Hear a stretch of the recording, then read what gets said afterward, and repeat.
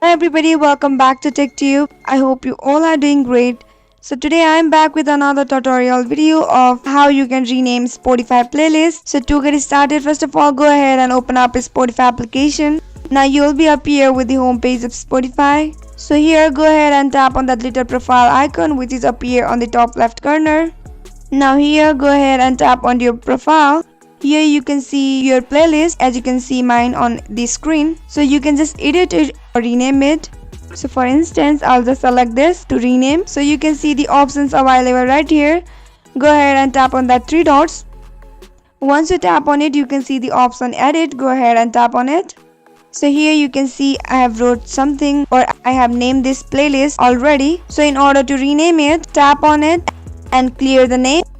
Once you clear it, you can add a new name or you can just rename it. Once you do that, go ahead and tap on save option and you are good to go.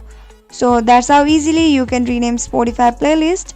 If you found the video to be helpful and informative, go ahead and subscribe to our channel and also press the notification bell for more updates.